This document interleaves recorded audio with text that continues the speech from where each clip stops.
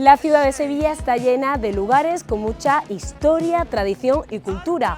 Hoy paseamos por algunos de los lugares más emblemáticos del casco histórico.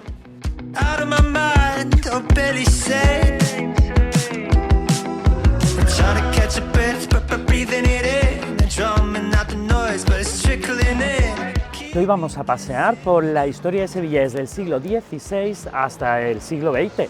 De hecho, vamos a ir de la Campana a la Anunciación para descubrir secretos que muy pocos conocemos de una de las calles más transitadas de la ciudad. El Panteón de Sevillano Ilustre es como recorrer y visitar las calles de Sevilla en otro plano de dimensión.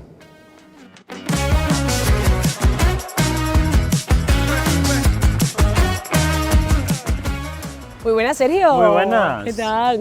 Muy bien, Ay, deseando oye. contaros historias. Imposible comenzar en un mejor punto para el recorrido de hoy, que es la Plaza del Duque. Efectivamente, y más céntrico, que estamos en el puro corazón de la ciudad de Sevilla, en una plaza muy particular, una plaza que desde el Renacimiento aproximadamente se convierte en el centro neurálgico de la ciudad, cosa que ha seguido hasta hoy.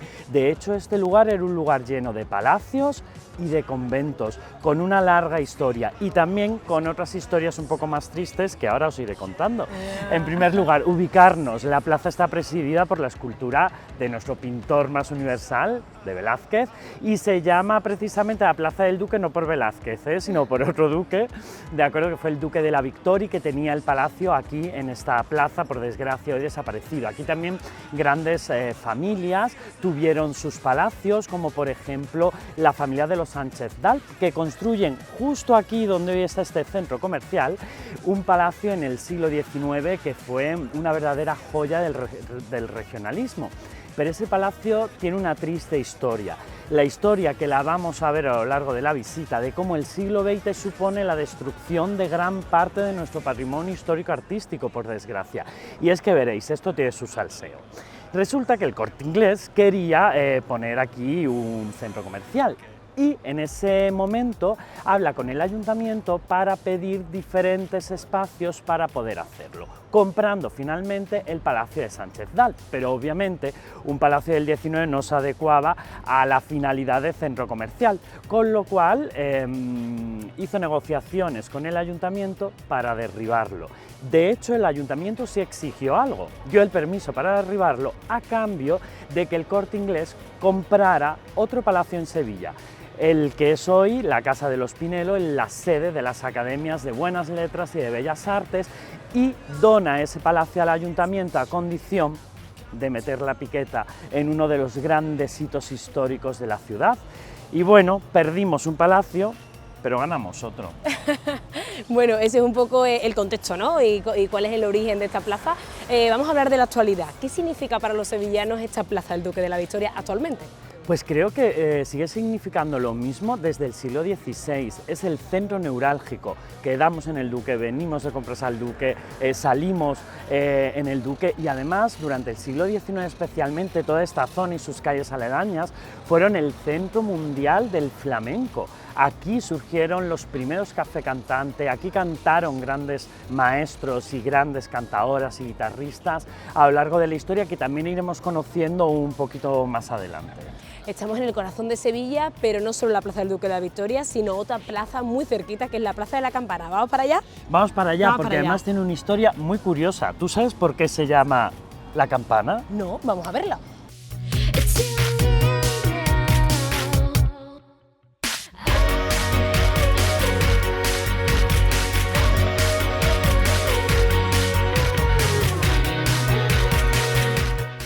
Pues ya estamos en la Plaza de la Campana, una de las más importantes de Sevilla después de la Plaza del Duque de la Victoria. Efectivamente, y una plaza muy curiosa, sobre todo por su nombre. ¿Tú sabes por qué esto se llama Plaza de la Campana? A ver, sorpréndeme, Sergio, ni idea, ni idea. Por una campana, pero te cuento la historia.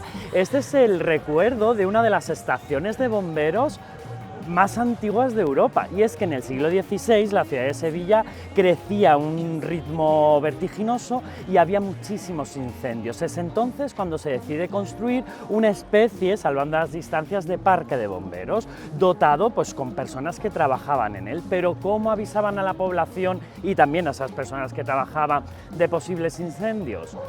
tocando una gran campana que había precisamente en la fachada de ese edificio. Guau. Y fijaos qué bonita es la historia de los nombres de las calles, porque no nos queda nada de eso aquí. El edificio desapareció, completamente destruido, pero todavía nos queda el nombre. Y todos unimos la campana con el centro de Sevilla, y esa es otra historia muy curiosa. A ver, cuéntame. Normalmente en casi todas las ciudades la numeración cero, o sea, la numeración de las calles, comienza en la plaza del ayuntamiento, pero en Sevilla somos particulares porque no es así, comienza aquí. Aquí empieza la nomenclatura de todas las Toda calles. la numeración de todas las calles comienza aquí, porque estamos muy cerquita de la calle José Gestoso, que es el centro geográfico, fue el centro geográfico de la ciudad de Sevilla, y por eso la campana, al ser una de las plazas más importantes a lo largo de la historia y un punto de encuentro, pues se utilizó para comenzar esa numeración, ¿no?, de las calles. Oye, qué curioso. Y además de todo eso, también fue durante casi 40 años el Centro Mundial del Flamenco. Aquí, alrededor de la campana, estuvieron los mejores y más importantes cafés cantante, teatros flamencos, como por ejemplo el Cursal, que lo teníamos aquí muy cerca, como por ejemplo el Café Novedades, que estaba aquí, que veremos alguna fotografía, ¿no?, y que fue destruido en 1923, y fue un verdadero shock emocional para la ciudad. De hecho, hubo manifestaciones delante del café para que no se tirara. Para quien no lo sepa, Sergio, ¿qué era un café cantante en aquella época? Un café cantante era un lugar de variedades, era un lugar para pasarlo bien, para beber vino y sobre todo para escuchar el cante. El café cantante supone el comienzo de la profesionalización de los flamencos, porque antes normalmente tocaban en fiestas, a veces en fiestas privadas, pero esto ya era un local que estaba diseñado para ir, ver, oír y disfrutar del flamenco. Es algo tremendamente importante. El flamenco comienza a moverse en una esfera mucho más pública, y a partir de estos café cantantes comienzan también a surgir las grandes figuras del flamenco, como Franconetti, como luego la Niña de los Peines, como la Macarrona, como muchos que ahora los tenemos en el recuerdo colectivo, crecen profesionalmente en estos café cantante que teníamos por aquí alrededor. ¿De qué año estamos hablando, Sergio, exactamente? ¿Cuándo empiezan a surgir esos café Pues mira, cantantes? más o menos a finales del siglo XIX y duran aproximadamente hasta los años 40, ¿de acuerdo? Hasta más o menos después de la Guerra Civil, y luego se trasladarán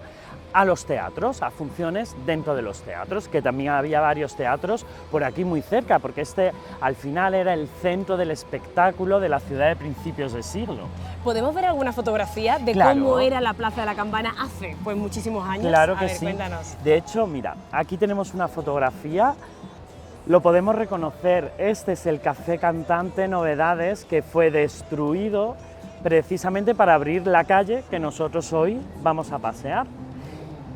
Y muy cerquita de este café cantante estaba este otro, seguro que la foto la conocen, ¿verdad? Me suena. Es el famoso Café del Burrero. No estaba exactamente aquí, estaba en la calle Tarifa, justo en la calle de atrás, pero tiene una historia muy curiosa. Además de que, fijaos, las guitarristas son mujeres, porque a principios de siglo solían ser las mujeres guitarristas, la historia es muy curiosa. Silverio Franconetti viaja a América, viene cargadito de dinero y decide montar un café cantante, y para eso se echa de socio al Burrero. El nombre del Burrero no es por casualidad, es porque él se dedicaba a pasear a burras por la ciudad, burras que normalmente acababan de parir, las ordeñaba y vendía la leche de burra, Ah, qué que en aquel curioso. momento se suponía como una especie de medicina milagrosa para los niños, de tal forma que por eso se apellida, la apodan el Burrero, y por eso también el café cantante acaba llamándose el Burrero. Ellos dos duran poco como socios, acaban como el Rosario de la Aurora. Franconetti acaba montando en la calle Rosario otro café cantante, y el Burrero sigue durante algunos años y se convierte en el verdadero templo del flamenco. Y también, por desgracia, otro de esos desastres patrimoniales que han sucedido en la ciudad, ya que por desgracia el Burrero acaba completamente destruido y hoy en día solo nos quedan estos restos como memoria de lo que fue. Una pena, oye, pero qué curioso, me está encantando todo lo que estamos descubriendo en el programa de hoy. hemos visto un poco más sobre estas dos plazas tan características. Vamos a seguir avanzando dirección para la Plaza de la Encarnación a ver qué más descubrimos, ¿te parece? Efectivamente, vamos a ir para abajo. allá porque hay historias de estudiantes muy curiosas. Estudiantes desde la fundación de la Universidad de Sevilla, ¡Guau! allá por hace 500 años. I never meant to lead you on, but sometimes pride can get the best of me. Avanzando por la Campana nos encontramos la calle Martín Villa y la calle La Araña, que cuéntanos, Sergio, pues cuál es el origen de esos nombres. Pues precisamente ya vemos que nos estamos acercando a lo que fue la sede de la antigua universidad, porque ambas calles hacen referencia a dos de los rectores de la Universidad de Sevilla. Bueno, y ahora paseando por esas dos calles, concretamente ya llegando a la calle La Araña con la calle Cuna, encontramos un auténtico palacio. Un palacio con una historia bastante curiosa, y es que si miramos el palacio con su torre, sus almenas, más parece que estamos en Florencia que en Sevilla. Esto no es el típico palacio de arquitectura sevillana, y de hecho es que fue diseñado por un arquitecto italiano. Lo manda a construir el Marqués de la Motilla, un personaje tremendamente extravagante de finales del siglo XIX, para tener su propia casa nobiliaria en la ciudad. Para ello se inspira en el Palacio Vecchio de Florencia y hace un palacio a la fiorentina, pero en el centro neurálgico de la ciudad de Sevilla. Además, también es muy curioso porque estas dos calles suponen parte de ese gran proyecto del siglo XX de ampliación de calles, de destrucción del patrimonio por desgracia, pero también suponen, quedan todavía algunos vestigios de cómo toda esta zona se va a convertir en el centro neurálgico de la burguesía de principios de siglo. De hecho, muchos de estos edificios regionalistas eran las sedes de bancos, de instituciones importantes, de seguros, y partiendo de ese gran proyecto de ampliación de alguna de las calles más importantes de la ciudad. Y ahora vamos a continuar nuestro paseo, si te parece, para descubrir la verdadera joya escondida de estas calles, que es la antigua casa profesores jesuitas o la universidad. Venga, pues vamos a la facultad, Vamos. vamos para allá. By and by, I will stay down here and hide. No, I will never meet you in the light.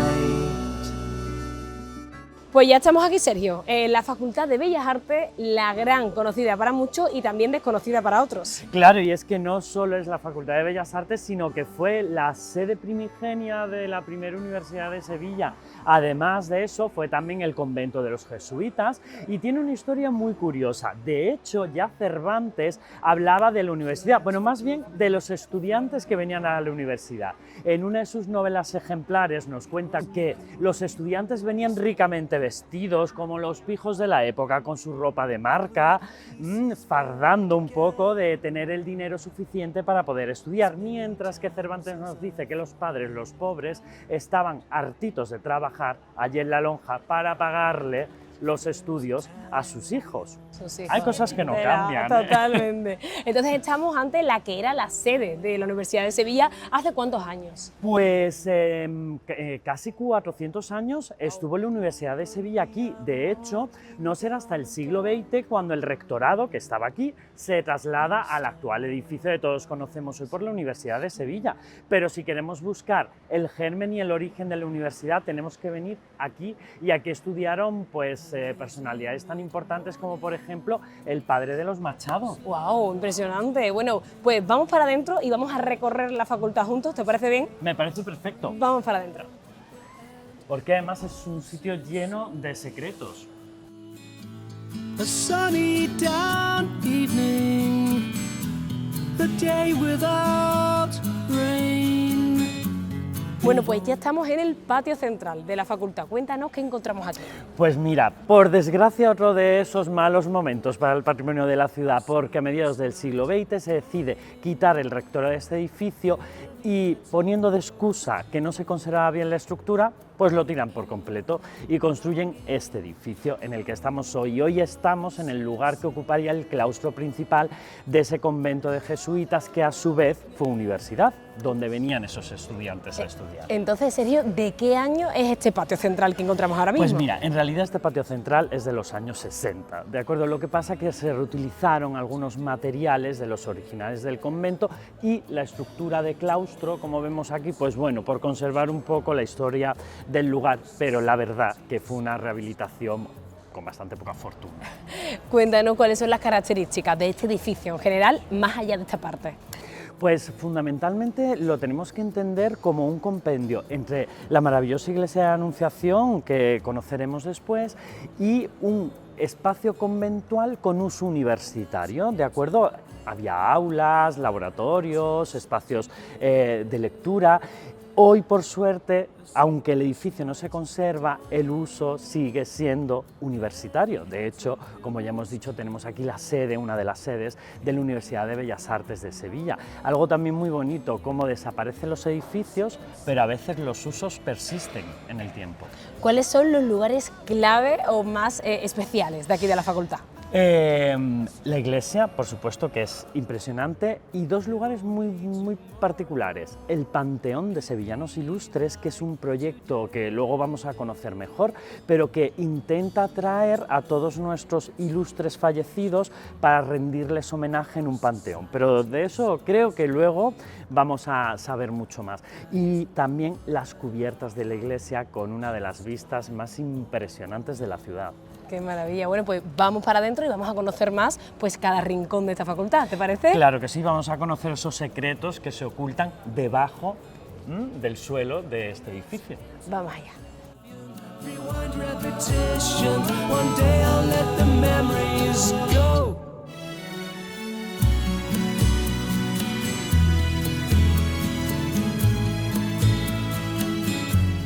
Sergio, nos encontramos en una de las zonas más privilegiadas, nos encontramos en las cubiertas de la iglesia de la Anunciación. Esto es increíble, o sea, uno de los espacios con unas vistas, como veis, absolutamente impresionantes. Tenemos todo el skyline de la ciudad, podemos ver el Aljarafe, podemos ver las setas, ¿no? Es un mirador del mirador, ¿no? Como hemos comentado, podemos ver pues la iglesia del Salvador, la capilla de San Alberto, la iglesia de San Ildefonso. En fin, es un sitio maravilloso para ver la ciudad desde otra perspectiva. Eso es, bueno, nos hemos introducido dentro de la Facultad de Bellas Artes, pero es que al final la iglesia de la Anunciación es parte de la facultad, entonces por eso nos encontramos en las cubiertas. Efectivamente, y de hecho el acceso es muy curioso porque se hace por la propia Universidad de Bellas Artes y finalmente llegas a este lugar, ¿no? Encima de las techumbres, de las bóvedas de la iglesia, pues con una perspectiva increíble y una perspectiva arquitectónica también, porque ves todos esos elementos arquitectónicos que siempre os vemos desde muy lejos, te puedes acercar, puedes ver todos los detalles, puedes subir por esas escaleras de caracol, ¿no? Y fijarte en las técnicas constructivas, en cómo está hecho, ¿no? Y es muy sorprendente, ¿no? Cuando te acercas a algo que está diseñado obviamente para verlo desde mucho más lejos. Además, desde aquí arriba, Sergio, se aprecia perfectamente esa parte que aún se conserva antiguamente de la iglesia y también pues la parte restaurada, o sea, vemos aquí una fusión, ¿no? Claro, la historia del edificio se ve muy bien desde arriba, vemos la parte histórica de la iglesia y luego podemos ver toda la parte de ese edificio nuevo que se hizo ya en el siglo XX de lo que es ahora, ¿no? La actual Facultad de Bellas Artes. ¿Qué características tienen estas cubiertas? Vemos por aquí también diferentes azulejos, diferentes tonalidades. Sí. Cuéntanos qué elementos arquitectónicos Mira, destacan. fundamentalmente esta magnífica linterna típica del barroco, de la época en la que se construye, con esas decoraciones cerámicas en blanco y azul, que son también muy típicas de otras muchas cubiertas de la ciudad, y especialmente también los 4 cupulines, que cuando vemos la iglesia desde abajo siempre tenemos esa imagen de la cúpula con los 4 cupulines alrededor, y es verdaderamente pues singular, una pieza maestra, ¿no? de la arquitectura del barroco sevillano. Qué maravilla. Bueno, este es un lugar privilegiado. Lleva un año abierto, restaurado, para que todos los sevillanos puedan venir a hacer una visita guiada por aquí, por las cubiertas, que ¿por qué merece tanto la pena visitarlas? Fundamentalmente porque es que pocas veces vamos a poder tener un punto de vista tan privilegiado de la ciudad, y también pues para conocer nuestra historia y nuestro pasado, y es que al final desde aquí puedes ver toda la historia de Sevilla, casi desde la antigüedad hasta nuestros días, subido y con unas vistas pues que solo por las vistas ya merece la pena. Merece la pena, totalmente. Este es uno de los lugares más especiales, pero para mí creo que no es el más especial. Uno de los más especiales también está abajo Así que vamos a ir, ¿no? Para a mí también visitarlo. es mucho más especial lo que esta iglesia guarda debajo de su suelo, en su cripta. Eso ¿Lo es. descubrimos? Y también accedemos por la facultad. Vamos. Efectivamente. Vamos a Vamos ello. por aquí.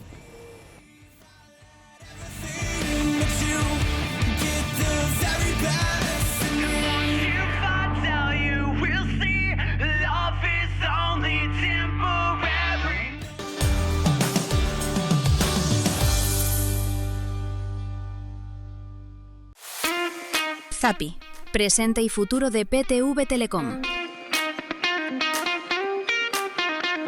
Nuestro STV, un dispositivo único que convierte cualquier televisor en una experiencia inteligente, sencilla y sin límites.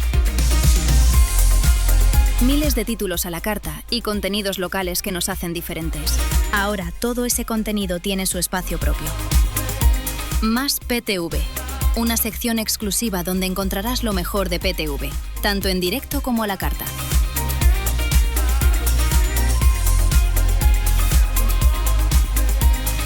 ZAPI, más PTV. La diferencia está aquí.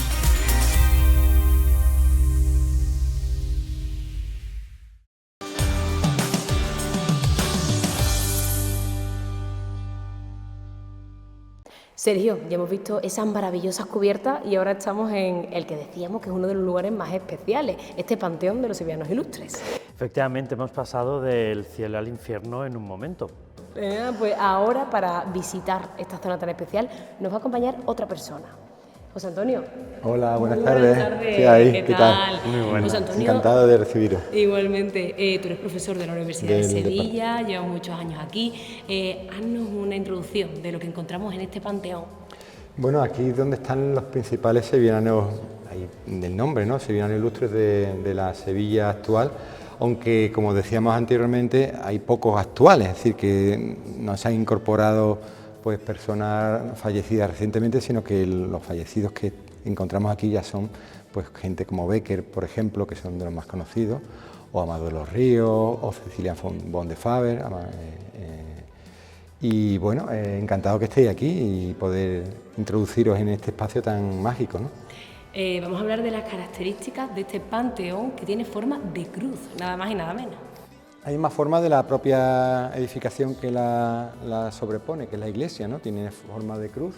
A la izquierda vamos a ver ahora la zona del acceso y veréis también zonas del propio panteón que no están ocupadas, ¿no?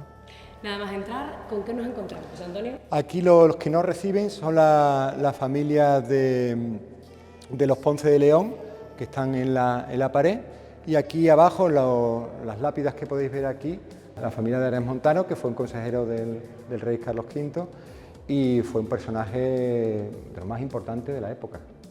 ¿Algo que quieras añadir, Sergio, en este punto? Bueno, es un personaje, como bien decías, yo creo que es uno de esos grandes humanistas, grandes intelectuales, que tuvo una vida además fascinante, que se retiró también en un cierto momento de todo el lujo y el boato y se dedicó precisamente al estudio, ¿no? Y es muy curioso también cómo al final sus restos están conservados en la Universidad de Sevilla, ¿no? Qué mejor lugar. Ese es el inicio y ahora vamos a introducirnos un poco más allá, más adentro del panteón. ¿Qué vamos encontrando por aquí, chicos? Ya vemos toda la galería principal, que es donde vamos a ir encontrándonos pues, todos los principales personalidades que están aquí, que lo más importante básicamente es la tumba de los Becker, que es prácticamente el usuario de todas las visitas, es el foco de todas las visitas, es el personaje que prácticamente protagoniza el panteón, aunque tenemos muchos otros sevillanos ilustres que podemos aquí visitar, ¿no? Cuando vamos cruzando el panteón vamos viendo y nos va recordando todas las calles que diariamente pasamos, pues vamos a ir viendo pues Rodrigo Caro, Amador de los Ríos, es decir, todas las personas, tanto literatos como poetas, como alcaldes, como políticos, es decir, personalidades principales de la ciudad en los últimos siglos, ¿no?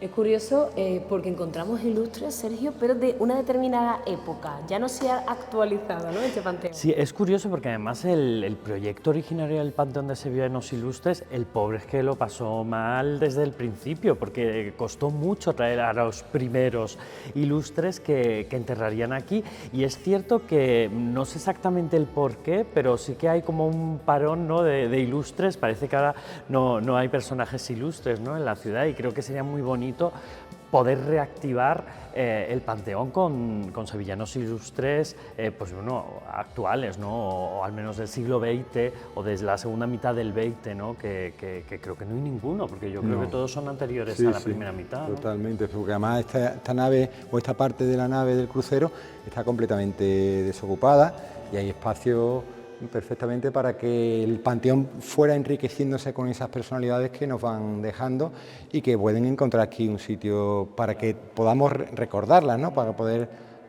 ilustrarnos con su trayectoria, ¿no? Salvo los principales mausoleos, que son los que hemos tenido de la entrada y los que estamos viendo aquí en el acceso principal del crucero, y después del monumento a Becker, los demás son, y vais a ver allí que son los últimos, son nichos que son muy pequeñitos, con lo cual no ocupan un espacio importante, con lo cual tampoco hay tantas personas aquí alojadas, ¿no? Podemos decir que alrededor de unas 20... Sí, podría ser así, 20, 25 como mucho, porque hay mausoleos como el que estamos viendo de Becker que sí ocupan todo un testero importante, pero hay otros como aquella zona donde está Cecilia, está Rodrigo Caro, pues hay 4, 5, 6 personas en el mismo espacio que aquí, por ejemplo, nada más que hay 2 personas, ¿no? ¿Qué características tienen estas tumbas? Vemos diferentes relieves, ¿no?, con los rostros de esas personas. Hay muchos elementos que se han utilizado tradicionalmente para representar los elementos funerarios, y el principal es la escultura. La escultura es el principal elemento y el relieve también, pero principalmente la escultura, ¿no? Y bueno, aquí podéis y estáis viendo pues los retratos de Alberto Lista, de la familia, que son muy recurrentes, porque es la manera de trasladar de la realidad al futuro lo que eran esas personas, ¿no? No existía la fotografía. Hoy día vamos a un cementerio y vemos incluso que la fotografía está incorporada en los mausoleos. Eso antiguamente obviamente no era posible, con lo cual la principal arte decorativa o arte principal que ilustraba o protagonizaba el mausoleo era el retrato.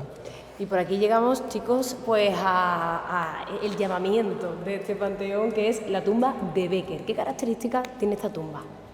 Fundamentalmente lo que antes comentaba él, ¿no?, especialmente la escultura, y es cierto que al final el traer a los cuerpos de los hermanos Becker a Sevilla, al final se ha convertido, yo creo, en el centro de atención del Panteón de Sevillanos Ilustres. O sea, sin ellos el Panteón sería otra cosa, ¿no?, sería completamente diferente. Al final es un poco pues ese punto de atracción, ¿no? Y bueno, y luego es muy curioso, ¿no?, esa escultura neogótica, ¿no?, del ángel. De esto seguro que tú nos puedes contar mucho más. Es la atracción principal del panteón porque ha tenido siempre un uso, o sea, se ha vinculado a todo el tema, al amor, a todas las relaciones personales.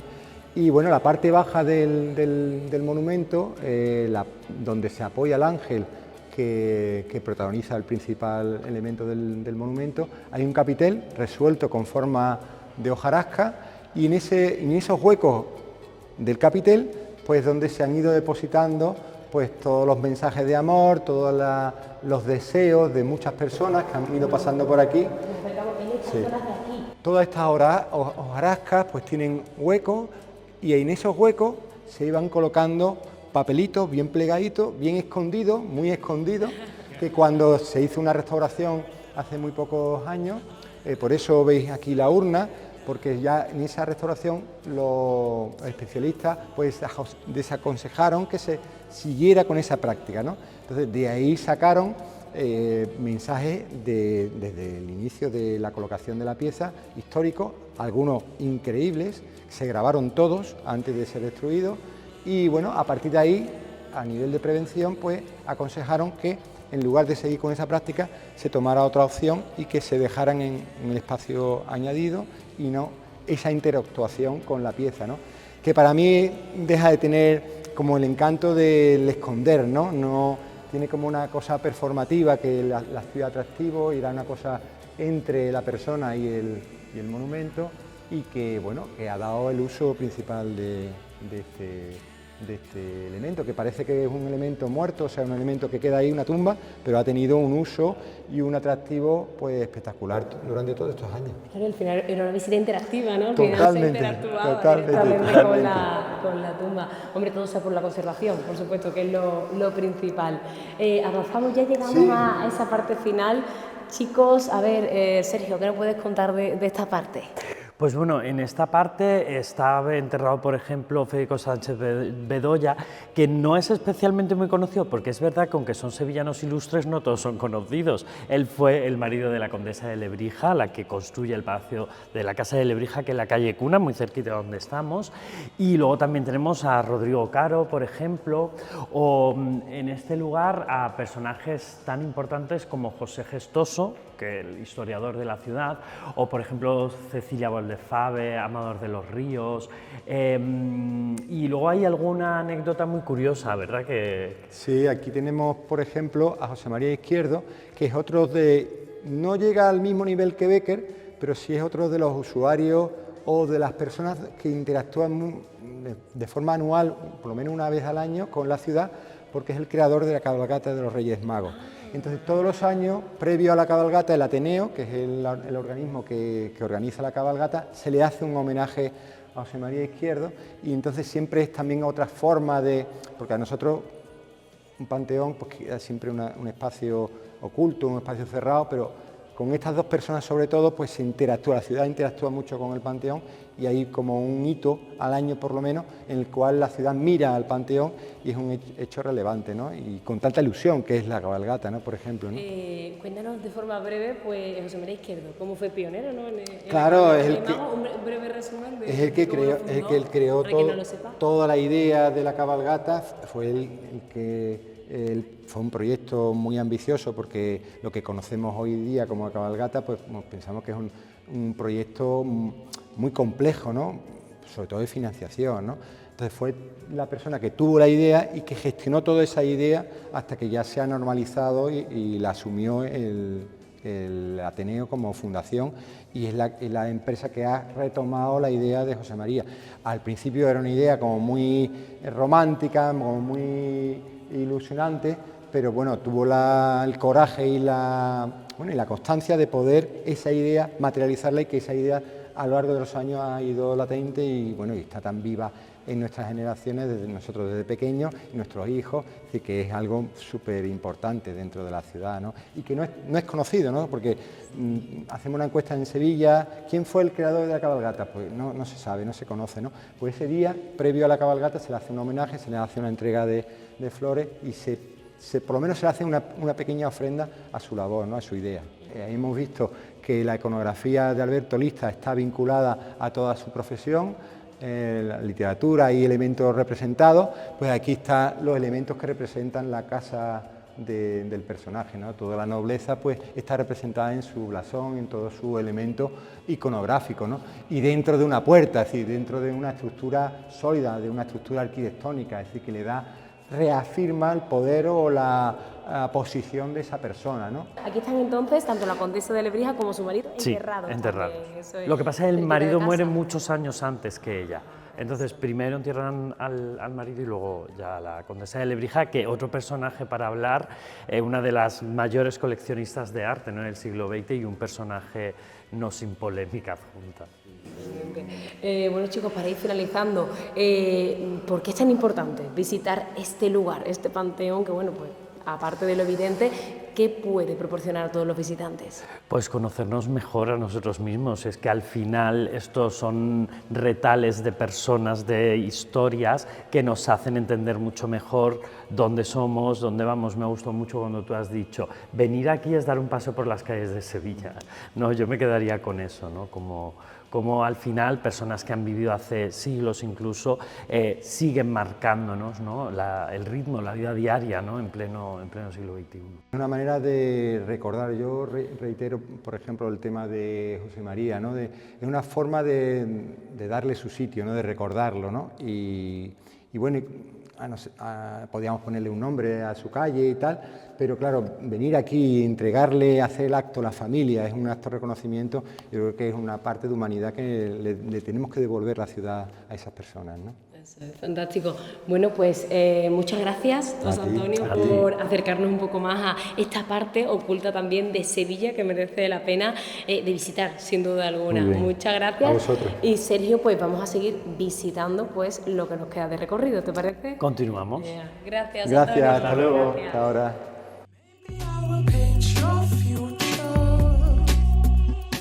bought it on the insane, and I don't know what the truth does. The bad things are just as true. Qué maravilla la Facultad de Bellas Artes, me ha impresionado, ¿eh? Es uno de los edificios renacentistas más importantes de la ciudad y ahora, si te parece, os voy a dejar con un profesor de Historia del Arte de la Universidad de Sevilla para que os cuente todos los secretos de esta, una de las iglesias más impresionantes. Fantástico, pues voy para adentro, pero no te muevas de aquí que enseguida vuelvo. Aquí te espero. So maybe it's time to join the falling, and needs to come up again. Sometimes you have to stop the calling, so you can call. Buenas tardes, Hola, Lidia, ¿qué tal? ¿Cómo estás? ¿Qué Bienvenida. tal? Oye, un placer compartir esta parte del programa contigo. El placer es mío y en nombre de la Universidad de Sevilla también. Estamos aquí en uno de los últimos puntos del recorrido de hoy, en este templo del siglo XVI, que es la sede de la Hermandad del Valle. Y bueno, cuéntanos un poco sobre los orígenes. Bueno, nos encontramos en un templo que es propiedad de la Universidad de Sevilla, tiene efectivamente su sede aquí, la Hermandad del Valle, pero tiene una doble naturaleza que mezcla la vida universitaria con también la vida de culto, y es por eso un espacio vivo que hay que tenerla en cuenta en su doble vertiente, su doble naturaleza. Hablando un poco de la historia, muy compleja, muy larga, podemos dividirla en dos grandes periodos. Uno, que da origen a la propia estructura, que es cuando se concibe esta iglesia como iglesia de la Compañía de Jesús, la iglesia que da servicio a la casa profesa de la Compañía de Jesús, que es la Facultad de Bellas Artes, donde acabáis de estar, y va a ser un periodo bastante largo que va a terminar abruptamente en 1767, cuando se van a expulsar a los jesuitas de España. Pocos años después, en 1771, hace acto de presencia aquí la Universidad de Sevilla y desde entonces forma parte del patrimonio de la Universidad de Sevilla. Entonces, como universidad literaria, que va a permanecer aquí en el entorno de lo que entonces era la antigua casa profesa hasta 1954, en donde se va a empezar a trasladar a la fábrica de tabaco. En el 1970 ya hay un proyecto para convertirla en lo que actualmente es, que es la Facultad de Bellas Artes, y aquí siempre va a permanecer como capilla universitaria este templo en el que nos encontramos, que tiene su origen, como bien dices, en el siglo XVI, en pleno renacimiento sevillano. Además de ese vínculo con la Universidad de Sevilla, pues es la sede actual de la Hermandad del Valle. Cuéntanos también cómo se convierte en la sede de esta hermandad. Bueno, esa forma parte de una historia mucho más reciente, se traslada aquí en 1970, por lo que desde entonces, gracias a la hermandad, es que esta iglesia, esta estructura tiene culto hoy día, es una especie de iglesia rectoral, es decir, no es una iglesia que forme parte del arzobispado, el arzobispado nombra a un capellán, a un rector, y es gracias a la hermandad la que le da vida, que entiendo que los inmuebles deben ser también no solo museos, por decirlo así, estancos, sino que tener la vida para lo que fueron concebidos, en este caso como iglesia. Aquí encontramos auténticas reliquias, Ignacio, entre ellos ese retablo mayor. Vamos a acercarnos y vamos a conocer un poco sobre las características de este retablo. Sí, bueno, este retablo es casi la guinda del pastel de un proceso constructivo que es el de la misma iglesia, que se inicia en 1565, se inaugura en 1579 y es una obra cumbre de uno de los arquitectos insignes sevillanos, que es Hernán Ruiz II, que a muchos les sonará porque es el arquitecto de la Giralda, del remate del campanario de la Giralda. De hecho, comparten muchas fechas y muchas vivencias para este arquitecto, porque si pasáramos a través de esa puerta veremos una fecha que coincide en momento con la inauguración propia del campanario. Por lo tanto, tenemos que contextualizarnos en esa Sevilla, puerto puerto y puerta de India, centro del mundo, en donde los jesuitas quieren estar y van a construir una de sus grandes iglesias en el lenguaje renacentista que podemos hoy día disfrutar. Y, como bien me comentas, efectivamente nos encontramos en la guinda del pastel, en lo que debía culminar o al menos organizar en un principio todo el culto, que es el gran retablo mayor que hace el padre jesuita Alonso María, una obra monumental que no solo es importante por su forma en la que se concibe en el espacio, sino porque también dicta una nueva pauta para la forma de entender el retablo y la monumentalidad barroca que se va a iniciar a partir del siglo XVI, de hecho a principios de los años del siglo XVI, cuando tiene su origen esta gran obra. Vemos este retablo en el altar mayor y a los laterales, ¿qué es lo que encontramos? Bueno, aquí tenemos un retablo que tiene dos fases, el retablo de la Concepción. Precisamente la Inmaculada Concepción hoy día nos falta porque está en una exposición que se ha inaugurado recientemente, la exposición pluriversal, que animo a todos los sevillanos a que vayan a visitarla en el CICUS. Y es un gran retablo que está dedicado, en origen estaba dedicado a Santa Ana, pero tiene la importancia de que en el siglo XVII los jesuitas con otras órdenes se van a convertir en los grandes defensores de lo que posteriormente será el dogma de la Inmaculada. Y es por eso que se va a reconvertir en retablo, en altar dedicado a la Inmaculada, y esa primera fase debida seguramente al arquitecto Juan Bautista Vázquez el Mozo se va a convertir en un arco, en un gran arco triunfal, que a partir de entonces el que va a estar dedicado a la Inmaculada. Y es interesante, y haces bien en mencionarlo, porque nos permite trazar una correspondencia y desarrollar un poquito lo que acabamos de decir hace un momento, porque este retablo marca la pauta para una nueva forma de entender la monumentalidad barroca. A pesar de que este retablo se está terminando en pleno siglo XVII, si vemos esa compartimentación, si observamos esa forma de entender el retablo en forma de muchas hornacinas, con muchos personajes, con muchas historias, que también ocurre aquí con este maravilloso retablo de San Juan Bautista, vemos que hay mucha información que sirve para hablar de la historia de los santos, pero como que para el espectador actual puede resultar un poco abrumadora. De ello eran conscientes los arquitectos y los pintores y sobre todo los que van a impulsar la contrarreforma dentro de la Iglesia Católica, y es por eso que tenemos como consecuencia aquí un retablo mucho más monumental, que no dirige la mirada a pequeños espacios, sino a un gran centro que conmemora la propia importancia de la orden jesuita. Tenemos ahí a San Ignacio de Loyola, San Ignacio de Antioquía, que conmemoran la imposición del nombre de Jesús. Por eso es que vemos allí arriba ese gran rompimiento de gloria, en donde se está celebrando que después de la circuncisión del Señor, que es lo que estamos viendo en ese gran lienzo, se ha impuesto el gran nombre de Jesús, que es el que los jesuitas veneran con mucha universalidad en el mundo. Es por eso que se inscribe dentro de esa gran orbe que lo vamos a encontrar en otros grandes espacios de este templo. Encontramos este retablo principal, este lateral, pero me ha llamado algo la atención, Ignacio, y es que en la entrada también encontramos otro retablo, sin embargo ese es posterior, ¿no es así? Sí, efectivamente. Si nos centramos en los muros, vamos a ver que hay algunas lagunas que pueden resultar un poquito extrañas, y es que este templo pues, ha tenido una serie de periodos en donde ha pasado por el filtro de lo que en cada época se consideraba el gusto imperante. Hay que tener en cuenta que esto, cuando pasa a la Universidad de Sevilla a partir de 1771, se va a convertir en una suerte de, sí, una iglesia, una capilla, pero también un paraninfo y un centro referencial para la vida universitaria y para también los sevillanos.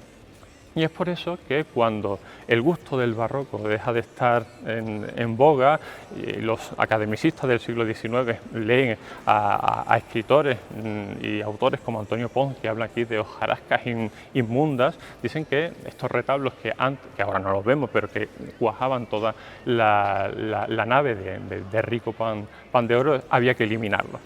En 1836 hasta el 45 se eliminan todos los retablos, la mayoría de los retablos, este y este permanecen y aquí se hace una especie de collage con otros retablos que tenemos aquí y quedan los paramentos limpios que poco después van a recibir los numerosos monumentos fúnebres que actualmente están en el panteón que acabáis de visitar. Y efectivamente ante esa parquedad de los muros, ya en pleno siglo XX, el director general de Bellas Artes, Florentino Pérez Envid, considera que hay que enriquecer el patrimonio de esta iglesia y ese es el origen de este retablo de San Juan Bautista, que es una joya del barroco inicial, una obra del insigne Juan Martínez Montañés, también de la mano de Juan de Uceda, que viene del convento del Socorro. En cuanto a las imágenes de la Hermandad del Valle, ¿qué nos puedes contar de ese Cristo y de esa Virgen? Bueno, estos son imágenes de gran valor. Esto siempre hay que tenerlo en cuenta en las hermandades de Sevilla, que tiene un valor tanto de culto, devocional, que es inseparable también del valor artístico que tiene. Evidentemente, los tres titulares de la hermandad que vemos aquí, al que habría que agregar la imagen de la Magdalena, son obras cumbres del barroco y sobre todo encabezadas por esa magnífica talla de la Virgen del Valle, muchos años atribuida a Martínez Montañés, pero que parece más recientemente que se puede deber a la gubia de Juan de Mesa. Bueno, encontramos auténticas reliquias en esta iglesia con años y años de historia. ¿Cuál es el estado actual en el que se encuentra este templo del siglo XVI? Bueno, el templo, si vamos haciendo hincapié en algunos detalles, vemos que hay algunas lagunas, que está oscurecido por el paso del tiempo y que no está en el estado óptimo que se espera de una iglesia. Y eso es que el paso del tiempo ha pasado por ello, ha sido maltratada. Y hay que tener en cuenta que cuando a los académicos no les gustan esos retablos de los que hemos hablado hace un momento, tampoco les gusta lo que estamos viendo aquí. Los retablos se malvenden, se tiran, se venden al peso, pero los paramentos que se hacen se pintan. Es decir, cuando se restauró la iglesia en el siglo XX, se quitan múltiples capas de cal.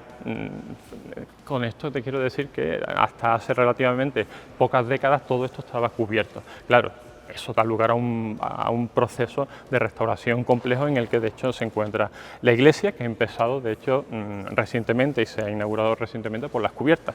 Vemos que hay muchas filtraciones, hay muchas humedades, por lo que hay que atajar el problema desde la cubierta. Recientemente se ha restaurado, se puede admirar hoy día una de las grandes obras también de restauración histórica que existen en este templo, que de hecho es la reconstrucción de la linterna que se debe al ingeniero militar Sebastián van der Bosch. Es decir, estamos en un templo renacentista, pero que ha sido cuidado también en parte por otros periodos. En 1755, el gran terremoto de Lisboa hace caer muchas de las linternas y cúpulas de la ciudad, y es entonces cuando se restaura. Hoy de esa restauración tenemos una gran restauración que mima el templo y que permite que en fases posteriores se vaya a restaurar todo el conjunto del templo, y seguro que en no muchos años podremos disfrutarlas todos los sevillanos.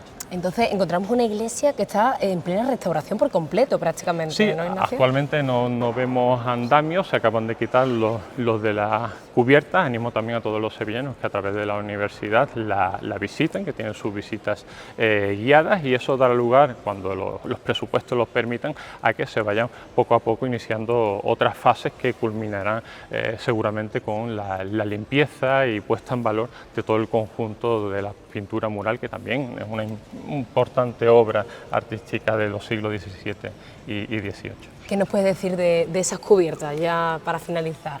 Bueno, las cubiertas son interesantes porque nos permiten observar cómo era la forma en la que se construía aquí en Sevilla. Si vamos a otros templos de otras ciudades europeas, vamos a ver que las condiciones climáticas de aquellos lugares no van a permitir, por ejemplo, las cubiertas trasdosadas que se llaman, es decir, estas bóvedas que se llaman vaídas o de pañuelos. No hace falta explicar por qué se llaman como tal, las estamos viendo aquí.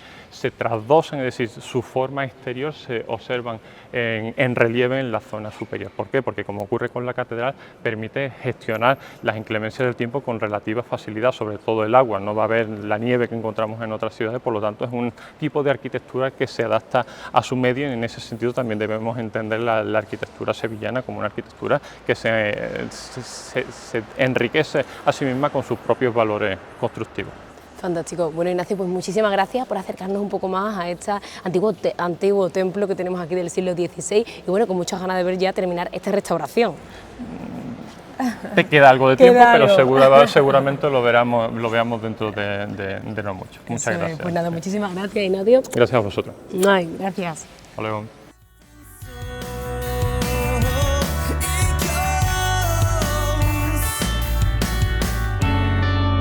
And I may be mistaken.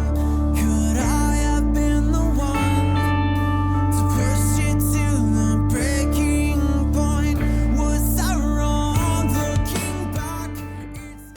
Pues ya estoy aquí, Sergio. ¿Qué tal la visita?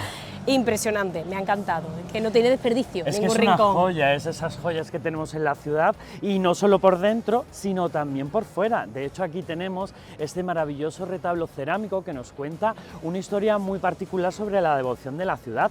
No sé si lo reconocéis, pero es el Cristo de la Buena Muerte, el Cristo de los Estudiantes. Pero diréis, esa hermandad no está en esta iglesia, pero estuvo, actualmente está en el rectorado de la universidad, pero como esto fue sede de la universidad y su rectorado durante muchos años, en los años 20 comienza a haber una nueva época en lo que a devoción popular se refiere, y es que serían los estudiantes los primeros en llevar los pasos como costaleros. Tradicionalmente ya sabéis que los que solían llevar los pasos eran los trabajadores del puerto, a los cuales se les pagaba un jornal para portar los pasos, y a partir de los años 20 va cambiando la moda y van a ser los propios hermanos, en este caso los estudiantes, los que portarán el paso, siendo este uno de los primeros que los portan los propios hermanos. Y curiosamente, ya en los años 50 del siglo XX, Cerámica Santa Ana diseña este maravilloso retablo cerámico con el Cristo de la Buena Muerte de los Estudiantes, en recuerdo a toda la historia y para recordarnos que el Cristo estuvo aquí y que su origen está vinculado con la Universidad de Sevilla y con la ciudad. Qué maravilla. Bueno, Sergio, pues muchas gracias por acompañarnos por el corazón de Sevilla, por este recorrido y acercarnos un poco más pues, a toda la historia y toda la tradición que no se puede perder. Claro, y además en este pequeño recorrido que hemos hecho hemos visto gran parte de la historia de la ciudad, ¿no? Desde el Renacimiento, pasando por el siglo XIX, el desarrollismo del siglo XX, que también nos haga recapacitar en todo el patrimonio que hemos perdido, y por supuesto con grandes joyas, como tú bien has dicho, que nos enseñan a que en 2 minutos, cada 2 minutos puedes descubrir una nueva joya en la ciudad. Eso es. Bueno, Sergio, pues un placer y que sea la primera de muchas. Claro que sí, muchas gracias. No hay.